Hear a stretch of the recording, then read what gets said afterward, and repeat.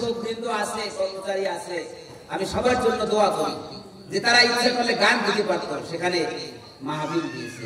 যদিও এই বাজার মসজিদের ইমাম সাহেব নেতৃত্ব দিয়েছেন, এই বাজারের ব্যবসায়ীরা সর্বাত্মক সাহায্য সহযোগিতা করেছেন, এই জান্নাতের বাগিচা মিলিয়েছেন। এজন্য এই বাগিচায় আল্লাহ আমাদেরকে আসার বসার, কিছু বলার এবং শোনার তৌফিক দিয়েছেন।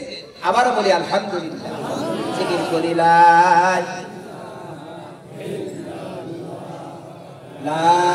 ইলাহা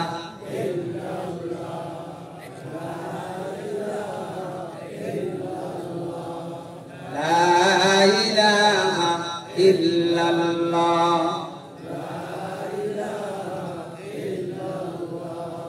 লা ইলাহা ইল্লাল্লাহ মুহাম্মাদুর রাসূলুল্লাহ সাল্লাল্লাহু। সুতরাং এই জিকিরের মজলিসে, বেহেশতের বাগানে আল্লাহ আপনাকে আমাকে কবুল করেছেন। আবারও বলি আলহামদুলিল্লাহ।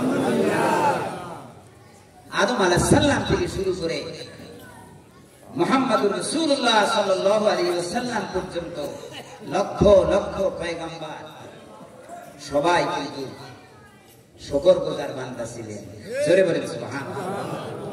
সাহাবায়ে কেরাম শুকরগুজার বান্দা ছিলেন। পরবর্তী যারা হক্কানি আলেম উলামা, তারাও সুখে থাকুক দুঃখে থাকুক সর্বাবস্থায় আল্লাহ তাআলা শুকর করেছেন। জোরে বলেন সুবহানাল্লাহ। হযরত সুলাইমান আলাইহিস সালাম একদিকে গোটা পৃথিবীর বাদশা, অন্যদিকে একজন পয়গম্বর। কোরআনে আছে কি? আল্লাহু আকবার। এর নবীরাই তো দেশ শাসন করেছে, নবীরা দেশ শাসন করেছেন, বাদশা ছিলেন।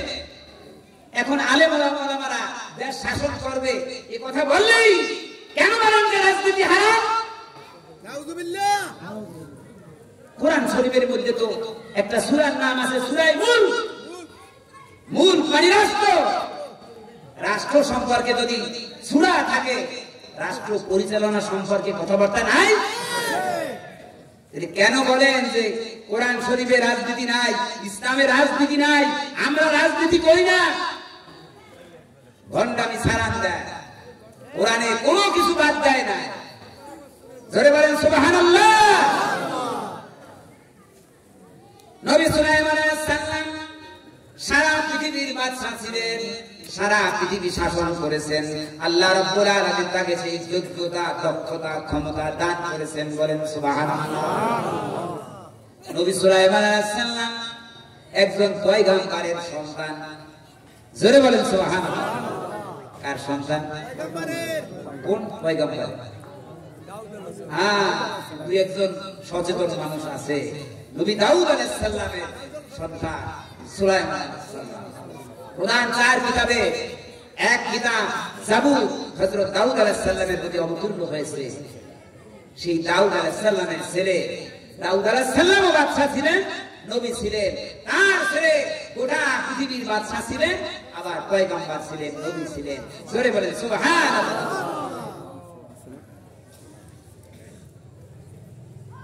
একবার এই টুপিওয়ালাকে ক্ষমতা নিয়ে দেখেন না চালাইতে পারে কিনা। আমার বরগুনাতে এতিমখানা উদ্বোধন করেছেন আলী হাসান মোহাম্মদ মুজাহিদ, সমাজ কল্যাণ মন্ত্রী ছিলেন।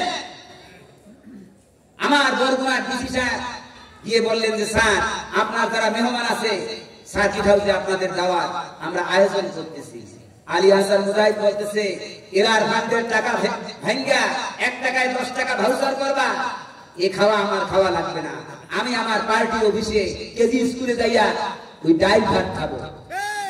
জোরে বলেন সুবহানাল্লাহ। এরা আমার উদ্ধার। শিল্পমন্ত্রী মতিউর রহমান নিজামী তার পারমিশন ছাড়া ডিসি সাহেব সার্কিট হাউসে খাবার দাবারের আয়োজন করেছে। আইয়ে বলছে যে স্যার আপনার মেহমানদের জন্য তো খাবার দাবার আয়োজন করছি সার্কিট হাউসে, চলে। মতিউর রহমান নিজামী আগুন বরাবর হয়ে গেছে।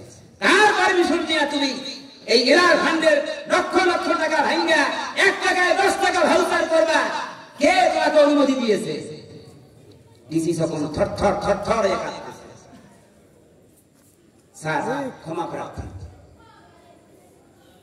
ড্রাইভারকে বলছে, যা ওই গাড়ির মধ্যে আমার টিফিন গাড়িতে খানা আছে, উঠে যাই আনা।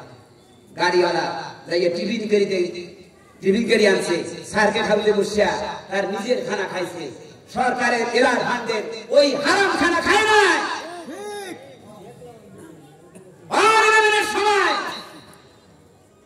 এই দুই প্রধান দল সব ধর্ম সবাইকে জেনে দিল। তারা তো ক্ষমতায় ছিল, তারাও তো 2টা মন্ত্রণালয়ের দায়িত্বে ছিল, তাদের মধ্যে কোনো করাপশন পায় নাই।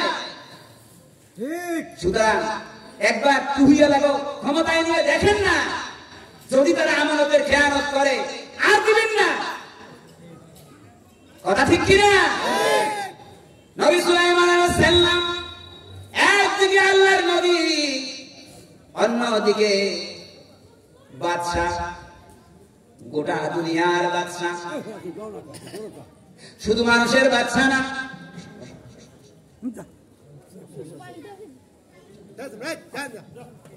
শুধু মানুষের বাদশা না, গাছপালা তরুলতা পশু পাখি কীট পতঙ্গ সব কিছুর বাদশা ছিলেন। সব কিছুর ভাষা তিনি বুঝতে পারতেন, বলেন সুবহানাল্লাহ। সেই নবী সুলাইমান আলাইহিস সালাম তিনি সেনা সৈন্য নিয়ে দিন কায়েমের জন্য মার্চ করে চললেন। জোরে বলেন সুবহানাল্লাহ। তাই ইসলামের রাজনীতি নাই, ইসলামে জিহাদ নাই। কোরআন খুলে দেখে, মিথ্যা বললে আমার হাত কেটে দেবেন।